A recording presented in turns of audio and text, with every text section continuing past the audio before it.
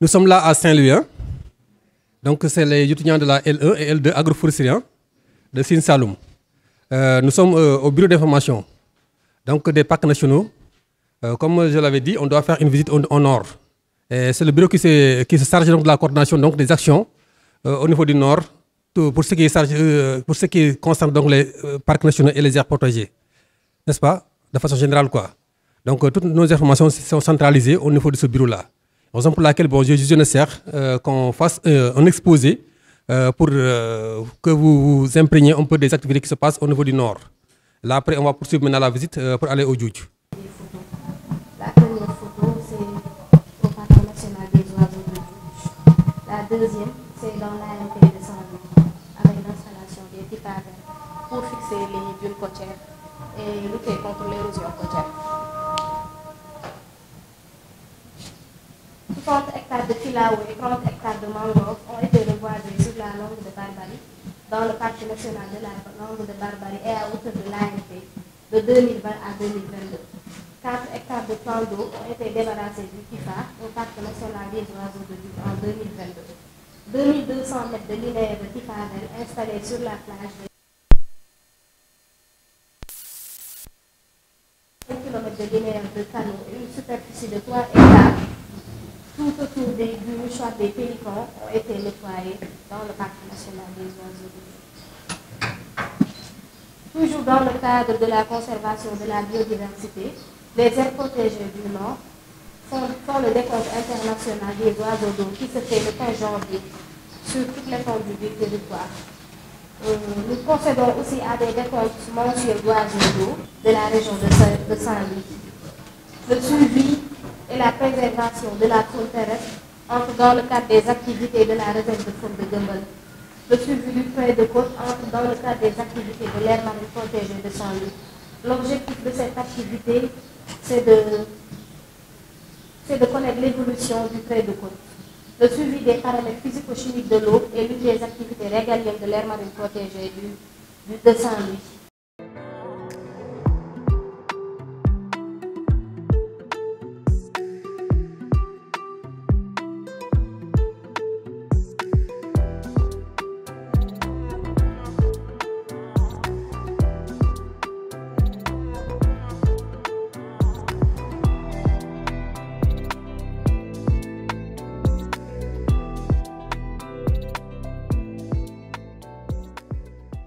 Donc, on parle maintenant du parc de Djoudj et ses communautés.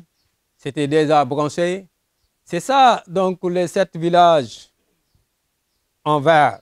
C'est ça qu'on appelle maintenant les villages périphéries de ce parc. Ils sont au nombre de 7. C'est le village de Teguet, le village de Déby, le village de Djadjem 2, le village de Fouarat, le village de Djadjem 1, Djadjem Toura qui est là, et le village de Ron qui est après Djadjem 1. C'est ces 7 villages qui ceinturent le parc national des oiseaux de Djoudj. Mais tous ces gens-là vivaient presque à l'intérieur de ce parc, mais ils ont été déguerpis et mettre après donc, les limites du parc et éviter aussi tout ça, c'est la zone tampon qu'on a cité. Ça, c'est le noyau central. Maintenant, aux pressions et menaces de ce parc, comme je l'ai dit tantôt, le parc, la pêche illicite, ce qu'on appelle le braconnage, c'est formellement interdit. Pourquoi la pêche est interdite? Vous pouvez me dire ça, la pêche est interdite. Parce qu'il y a des oiseaux ici qui se nourrissent de ça. Si on laisse ces gens donc, pêcher à l'intérieur de ce parc, dans ce cas, nous n'aurons plus d'oiseaux. Parce que les oiseaux, ils savent là où ils se sentent à l'aise. S'ils sont menacés, ils disparaissent. C'est pour cela cette partie, donc, on le surveille jour et nuit, surtout avec la pêche illicite. La divagation du bétail, on va rencontrer des bœufs sûrement dans le parc, vous allez voir. Ça, c'est les 7 secteurs de décompte du parc. Donc, le parc est séparé en 7 secteurs. Bien cartographiés. Donc, ces 7 secteurs, actuellement, les gens ont en train de les fouilleter pour voir donc, les différents oiseaux qui sont présents dans ce secteur. Et on le fait mensuellement pour avoir une base de données claire. Et c'est un outil de gestion qui nous permet de prendre des décisions. Donc, peut-être on va terminer bientôt, mais on va vous montrer quelques espèces d'oiseaux qui sont très fréquents dans ce parc. C'est ça qu'on appelle, donc,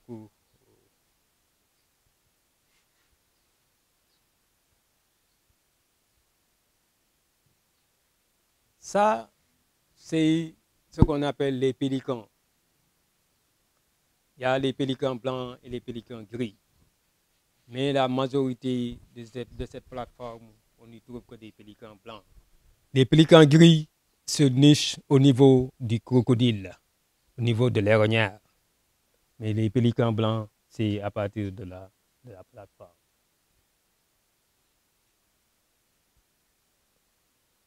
Ça, c'est cette espèce qu'on appelle le dendrocygne veuf.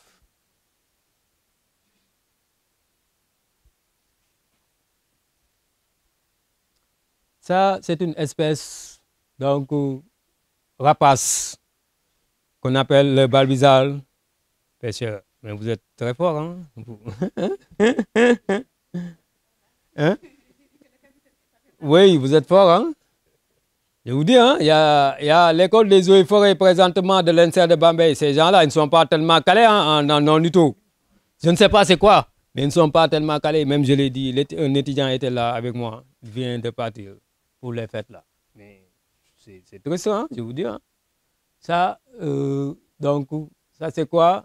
Une espèce. Vous ne connaissez oui? Pas? C'est la cigogne blanche. La cigogne blanche, mais regardez bien cette cigogne. Il y a des particularités. Ça, c'est quoi? C'est le bagage. Ça, c'est très important. Le doyen va venir, il va vous expliquer qu'est-ce que le bagage, comment on fait pour baguer, tout ça. Posez bien des questions. Tout ce que le capitaine avait dit, mais ce n'était pas clair dans votre tête, posez ça et ça va être plus clair. N'est-ce pas? Ça, c'est la cigogne blanche. Ah, c'est une espèce qui ne vit que dans l'eau. Les poules, quelle poule? La poule sultane. La poule sultane. Ça, c'est des espèces piscivores, ne nourrissent que de poissons. Oui. Ça, c'est quoi? Ça, c'est les cormorans. Grands cormorans ou cormorans à ventre blanc. Parce que présentement, la science avance. Il y a beaucoup de... Maintenant, même si vous tapez sur le net, si vous mettez grand cormoran, on va vous mettre à côté cormoran à ventre blanc. Parce que c'est des noms qui changent avec la science. Donc, il faut s'adapter avec ça. Ça aussi, c'est des oies. Quelles oies? Des oies de Gambie. Il y a des oies d'Égypte, mais ça, c'est des oies de Gambie qui se reproduisent ici et qui se nichent ici, au niveau du Grand Lac, le secteur du Grand Lac. Maintenant, les gens qui sont au niveau du Grand Lac, ils vont m'amener presque une centaine donc, de rois de Gambie avec leurs petits qui sont là-bas actuellement. Voilà, une niche là-bas. Et ça aussi, ça sert d'été. Ça aussi. Ça, bon, vous connaissez. Parce que même la chasse au niveau des eaux et forêts, vous avez vu, ça a des difficultés. Parce que les zones ammoniées ont été implantées tout autour des parcs. Ça a été fait depuis la colonisation. Parce que c'était l'effet, maintenant, le trou qui était dans les parcs qui sort, maintenant, va au niveau des zones aménagées et au niveau de la chasse. Donc, si la chasse est ouverte, maintenant, et ils font partie donc, du quota de tir, dans ce cas, ces espèces sont quelquefois massacrées, surtout les sarcelles d'été.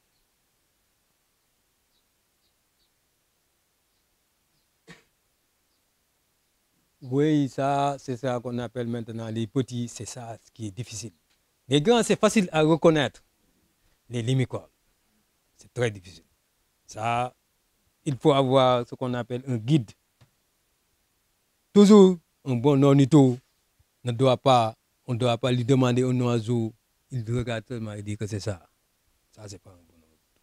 Il faut toujours consulter le guide et faire la comparaison parce que la différence est très petite. Donc ça, c'est le combattant. Ça, c'est le combattant. Donc, et aussi, base à queue noire. Ça, c'est une espèce aussi migratrice, donc qui vient d'Europe. Et ces espèces aussi sont baguées. Ils sont même suivis par le doyen qui va vous faire donc, le cours sur le terrain. Moi, je ne fais que l'appuyer et laisser le soin de le faire. Il va vous montrer comment on fait le décompte. Comment maintenant on compte les oiseaux, comment on les compte. Parce que ça, il y a ce qu'on appelle un comptage direct. On dit 1, 2, 3. Comptage par estimation, comptage par extrapolation. Mais nous, au niveau du parc de Djoudj, on n'utilise que les deux. On n'extrapole pas. On fait le comptage direct et le comptage par estimation. Et comment on estime un groupe. Donc je tiens à remercier le capitaine et à le féliciter par rapport à la clarté de la présentation et à la richesse. En tout cas, c'est une présentation très riche en informations. Moi-même, je suis très séduite, pour dire vrai. Voilà. Parce que pratiquement tout ce qu'on a vu, pas dans le cours, mais dans l'ensemble de la formation, aussi en niveau L1 qu'en L2, vous pouvez le voir à travers cette présentation. Je ne sais pas si par la suite, vous serez en mesure de l'exploiter. Il y a des informations qui sont directes, par contre, il y en a d'autres qui sont codées. Et c'est très important. Peut-être que ça va ressortir à travers les questions. À partir de ce moment-là, je verrai si vous avez parfaitement compris le message ou pas. Donc, ce que je vous conseille de faire, c'est de prendre note. Et après la sortie, vous allez exploiter ces informations. Non seulement tout un chacun doit rédiger un petit rapport qui va lui permettre de garder les informations issues de cette visite, mais de pouvoir l'exploiter par la suite. Donc, je pourrais par la suite aussi envoyer des équipes pour qu'on puisse faire des études en rapport avec la végétation. Je ne sais pas s'il y en a déjà ou pas.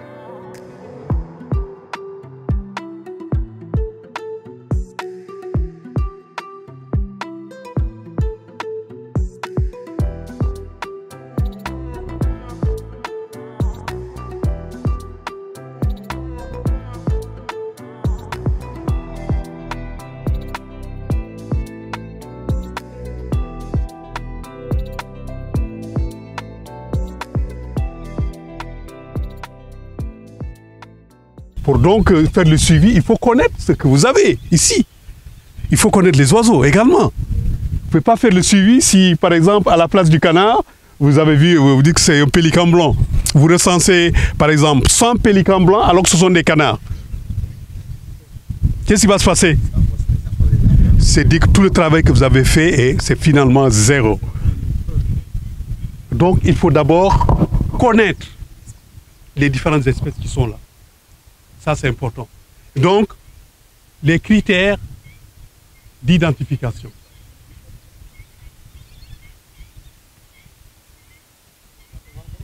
Les critères d'identification d'un oiseau.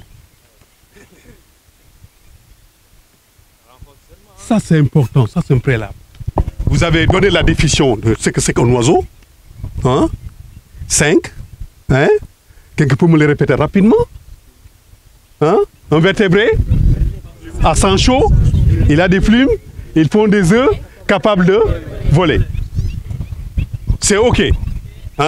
Maintenant, il faut maintenant identifier certaines espèces. Vous ne pouvez pas tout connaître. Non. J'ai fait 25 ans sur le terrain pour connaître les oiseaux. Et donc, cela veut dire donc, le premier critère, critère couleur. Critère couleur. Les oiseaux dans la nature, c'est dans la nature qu'on a les plus belles couleurs. Vous mettez critère 2 points. Couleur. Critère couleur. Vous allez vous en rendre compte, tous les oiseaux n'ont pas la même couleur. C'est évident. Ça, c'est un critère d'identification. Le pélican, il a quelle couleur? Un peu blanc. Le flamand, il est rose. Donc, les autres qui sont là, vous voyez. Donc, alors, c'est important aussi, vous avez donc, il faut savoir identifier les couleurs. Quelle est la couleur du plumage? Quelle est la couleur du bec? Quelle est la couleur des pattes? Ainsi de suite. C'est important. Vous mettez couleur entre parenthèses, bec, Hein? plumage, tout ça. Hein? Bec. Ça, c'est ce qu'on appelle. Donc, vous avez le bec, les pattes, hein? Le plumage. D'autres pattes noires, d'autres pattes blanches. Plumage. Et ça rejoint le titre du cours. Technique, on vous a dit technique. Technique. Critères couleur. C'est important, les critères couleur. Permet de, alors, vous avez aussi critères morphologiques.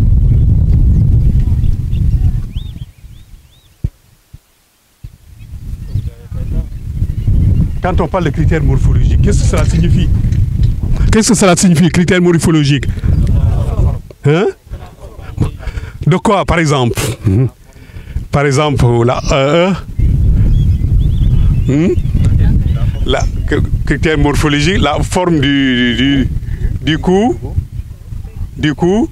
bec, patte, ouais, le suet de l'oiseau, c'est important. Quand on parle de la forme du cou, cela veut dire que le cou peut être, oui, ainsi de suite. Vous avez donc les critères habitat et répartition.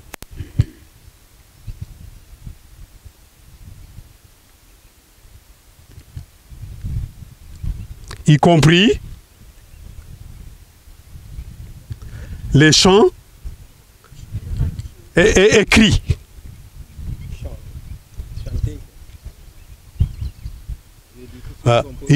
Les oiseaux ne fréquentent pas toujours le même habitat. Vous allez dire que je suis allé en Mauritanie en plein désert. J'ai vu un pélican blanc là-bas. J'ai vu 100 pélicans blancs dans le désert du Sahara. Alors, les gens vont se poser des questions. Vous donnez cette information au niveau international ou dans tous les aires protégées du Sénégal. J'ai toujours, lors de mes missions au niveau du désert du Sahara, à 100 km de la Mauritanie, j'ai vu 100 pélicans là. Chaque mois, je les vois là-bas. Vous faites un travail de recensement. Les gens vont se poser la question. Le pélican est un oiseau d'eau. Qu'est-ce qu'il fait dans un milieu aussi désert pendant cette période-là? Est-ce que réellement c'est ça? Est-ce que réellement c'est le pélican? C'est un oiseau d'eau. Pourquoi il fréquente ce milieu aussi sec? Vous allez vous poser la question. Donc l'habitat, c'est un critère de reconnaissance exactement. Parce qu'un oiseau d'eau, généralement, ne fréquente qu'à ces milieux. Là, on aurait compris un pélican qu'on trouve dans une zone humide. Ça, c'est important. Donc, où est-ce qu'on l'a trouvé, dans la répartition? Exactement où? Donc, faites attention. Les critères habitat, ça vous permet, ça vous donne une orientation de la présence de telle espèce dans tel ou tel milieu. Donc, faites attention. Comptage et estimation.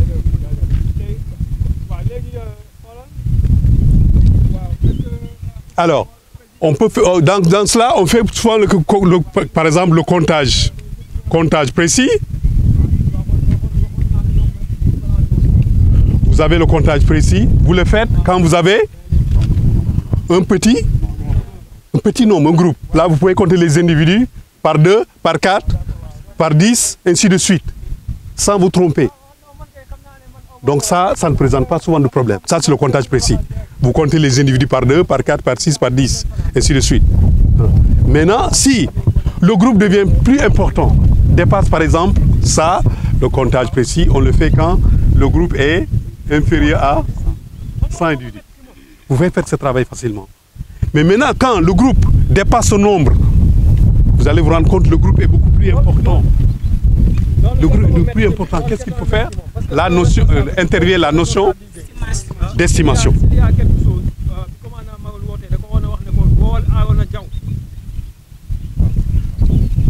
Donc la notion d'estimation intervient.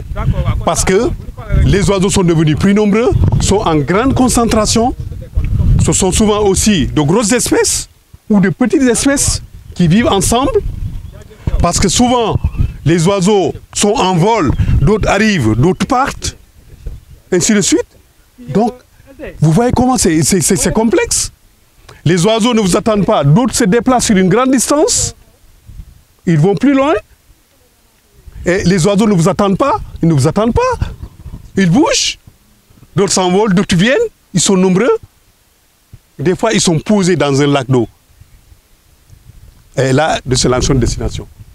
Et le plus souvent, ces groupes, dans ces grandes concentrations, vous pouvez avoir une seule espèce.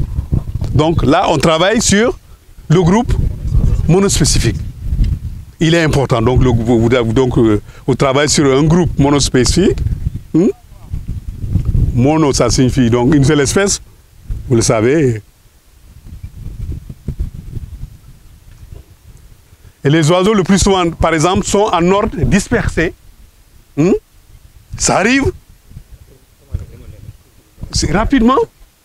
Groupe monospécifique, vous avez une seule espèce, mais souvent de grandes concentrations. Espèces. Qu'est-ce qu'il faut faire? Alors, vous avez quoi? Estimer.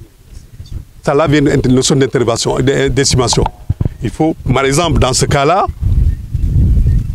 vous avez des oiseaux, vous avez beaucoup d'oiseaux. Vous avez beaucoup d'oiseaux, là, ils sont là, ils sont là. Mais supposons que c'est les dendrocygnes veufs. Comme cela. On va pratiquer tout de suite ici. On va pratiquer tout de suite ici. Ça, c'est un groupe monospécifique. Mais on ne peut pas compter les deux par deux. C'est clair, on est d'accord? Voilà, ça c'est donc, vous avez là, vous avez là, vous avez là, vous avez là. Qu'est-ce qu'on fait? On essaie, dans un premier temps, de... Oui, parlez. Faire le comptage global. Vous avez fait ça, Vous pouvez avoir une idée, par exemple, de vous dire que le compte global, c'est comment? Ou alors vous procédez par des bandes, par des sous-groupes. Vous pouvez faire des sacs ou bien des bandes. Ouais, des bandes. Vous avez des groupes, par exemple, de combien d'individus? 2, 4, 5, ou s'il y a, par exemple, 100, ici. Vous savez, vous pouvez donc identifier un groupe de 100. Vous comptez un groupe de 100. Vous comptez le nombre de sous-groupes que vous avez rapportés. Et qui vous permet, par exemple, si on a 3 groupes, par exemple, de 100, 300, le dernier groupe, par exemple, on se rend compte qu'il y a 5 individus. 1, 2, 4 ou 6. 6, donc, c'est des sous-groupes de 100. Donc, si vous faites l'estimation, vous aurez combien ici? Rapidement. 303. 313. Bon, on s'arrête là. On s'arrête là. Vous n'êtes pas de bon compteur parce que déjà 100, 200, 300. Ici, j'ai combien? Ici, j'ai combien? 6. Ici, j'ai 6. Ça fait 300. Donc, ça, c'est pas bon. Ça, c'est pas bon. Ça, c'est... Lesquels? Ah oui, vous avez ajouté cela. Voilà, voilà. Donc 6, 7, 8, 9. OK. 309. Donc, 300? C'est 2, 4, 6, 8, 9. 10, 11, 11. 10, 11, 12. 12, ici. Donc, vous trouvez combien? 300? 300? 312, c'est acceptable. 312. C'est comme ça que vous allez travailler sur le terrain.